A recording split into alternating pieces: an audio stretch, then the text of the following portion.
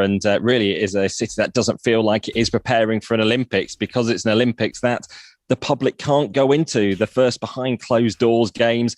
And you get a real sense, actually, even just arriving at the airport, the amount of testing protocols that we have to go through, that it's all about just trying to possibly get these games to go ahead while avoiding infections. But as we've already seen, there are coronavirus cases in the athletes' village. There are indeed. What did you encounter at the airport, Rob? How thorough was it? Yeah, it was actually very smooth, as these things can go. It took about 2 hours from landing to departing the airport. It was a flight that had a number of Team GB athletes on, including Andy and Jamie Murray. They were very much at the front of the plane. I was slightly further back, just to reassure everyone. And it was actually quite smooth going through the process. We had to go through multiple checks to check a lot of documentation. We had to go through 3 tests before even coming out here. We were taken very smoothly, though, through each stage of the process in the airport. Eventually, before we did a spit test, and they go and test that, and then we get the all clear to be able to go through. Our movements are very restricted. For the first 14 days, we had to stay within the Olympic bubble very clearly. Can't go to restaurants, can't go to bars, can't do any sightseeing. And that's a similar picture as well for the athletes. And many athletes won't even be out here long enough. They're going to be in the village as short a time as possible around their events, and then leaving. I mean, sooner than later, Rob, you will make an impression, I'm sure yourself, that was it all worth it? I know we're talking about the Olympics. I know we're talking about the biggest show on earth, etc., etc. But I think you're going to sit down pretty soon, not in the fullness of time, pretty soon, and think, what am I here for? Is this really an Olympic Games? And Olympics is so much about the local population getting behind it. Let's think back to London 2012, the enthusiasm of a city, a country, boisterous, all getting electrified by the sport. In many cases, sports perhaps people wouldn't go and watch very often, suddenly brought to their hometown in big numbers for a huge event like the Olympics.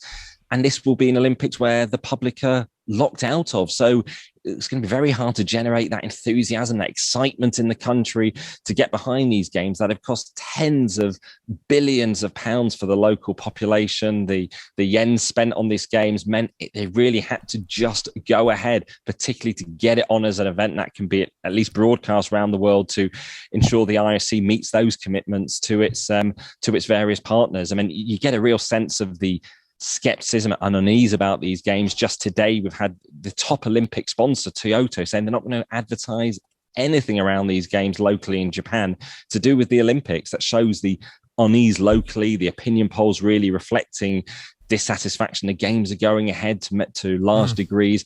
And that's why even a major sponsor is treading a very steady path, not, being fully associated, because this is a country that is struggling against the coronavirus. Yes, there are only around 1,000 cases new a day, compared with ours, tens and tens of thousands. But, they've only vaccinated about 20% of their population, which shows really why they can't risk fans in the venues. 20% of their own population. I mean, Danny, when you look at it, 8 members of Team GB have been forced into isolation because they've come into contact with a COVID case on the flight to Tokyo.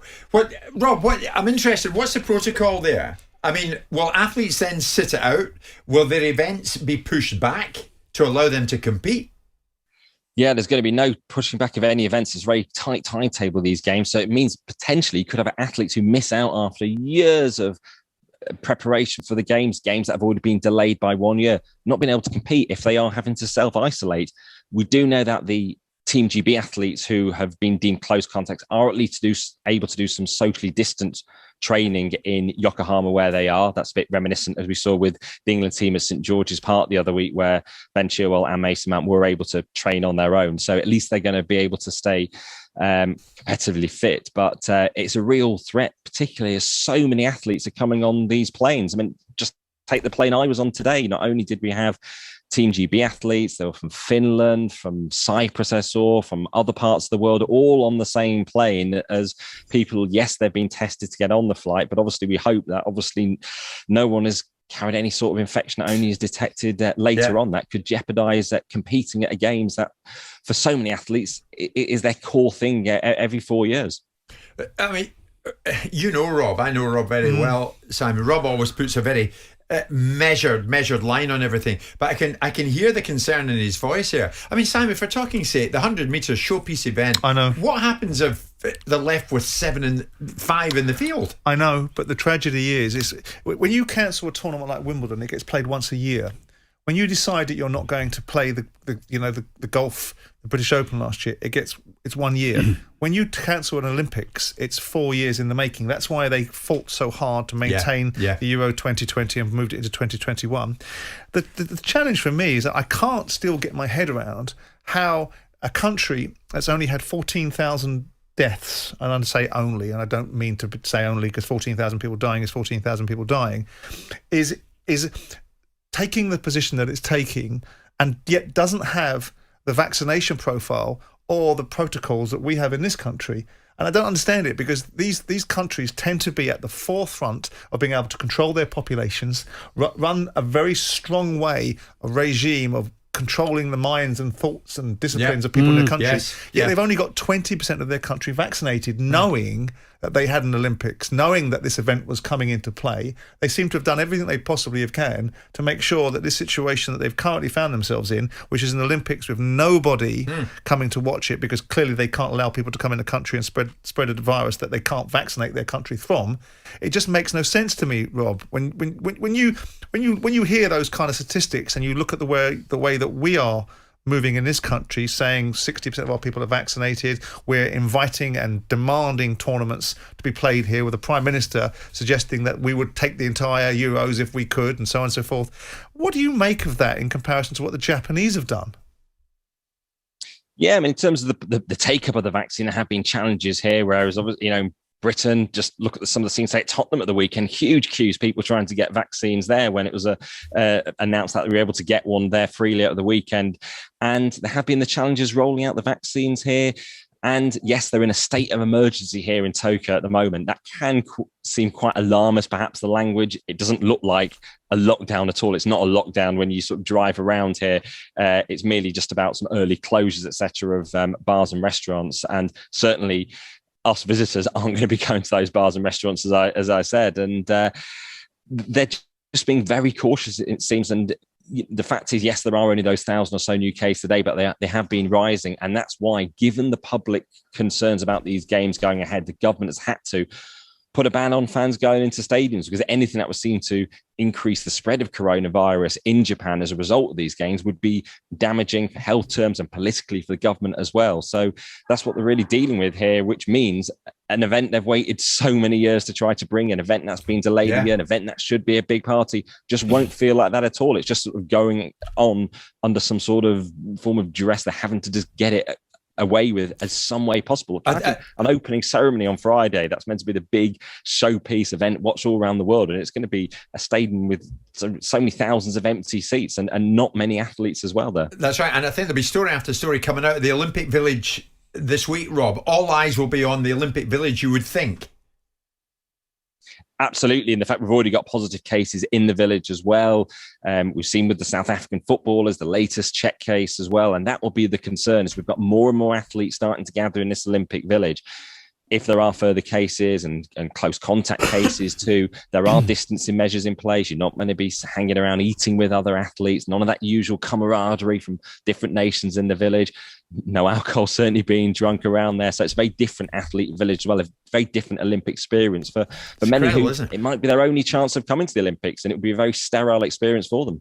I feel very sorry for all of them. I really do. Yeah, these I agree. guys and women all over spending years of prep doing this. I mean, do you think, Rob, the TV audiences are beginning to dwindle because of it? Because it's certainly putting it off for me. There doesn't seem to be. I used to love watching the Olympics, but didn't they have the same challenge? I mean, not so, obviously nowhere near the same challenge, but didn't they have massive issues in Brazil with attendances where you had virtually empty stadiums in Brazil in 2016? Very much so. I was there in Rio in 2016, and yes, there were challenges there with getting the locals in. I think it was only really for the football. When I saw Neymar hit the winning penalty that got Brazil Olympic gold, that there was an absolutely packed atmosphere. The stadium was full. The beach volleyball, other events. That was another popular event as well on the Copacabana. But yes, Olympics do struggle at times to bring in the crowds. London was a big success in that regard. I think television-wise, the action will very much focus on the field of play. It'll probably linger less on the empty seats, and ultimately people will watch. It's a chance to catch some sports that people perhaps don't the rest of the year. And I think we've been enjoying quite the summer of sport, so it will fill in that gap as well when people aren't listening to the show. What sort of numbers do you know, Rob? I'm sorry to ask you a question that you may not know, but do you know the sort of viewing numbers that Olympic Games attract? So is it, I mean, obviously it's hundreds and hundreds of millions, but can you give us some sort of context? When we say a television audience, what would be expected to be a television audience for the Olympic Games? Because I get the impression it's still a massively scalable event for the broadcasters. We get a lot of people claiming things like billions watch the opening ceremony. It isn't. It is nothing like that. I mean, it's hundreds of millions, maybe at best, in the low hundreds of millions. And depending on the time zones as well, people will tune in often for the event that is popular in their country. So you perhaps don't get the huge global TV audiences for a particular event. Perhaps a 100-meter final would obviously captivate a lot of the world. But for some sports, they're obviously more popular in different regions or different countries. So you wouldn't get the full collective global audience for that. Okay. But I mean, it's so important for, something like in the US, where they're the biggest payers of the Olympics, to actually get this to go ahead, because they've sold advertising that was delayed from last year already. And part of the reason these games going ahead is money, but that's money that ultimately goes back to sports and goes back to athletes. Rob, I appreciate it. We'll be in touch with you throughout the course of the games themselves. And Rob, obviously, take it easy, look after yourself. Rob Harris is AP's global news correspondent. He gets everywhere. That's why he's a global news correspondent. Thank you for that, Rob. And the Olympic Games, almost incredibly, all starts on Friday.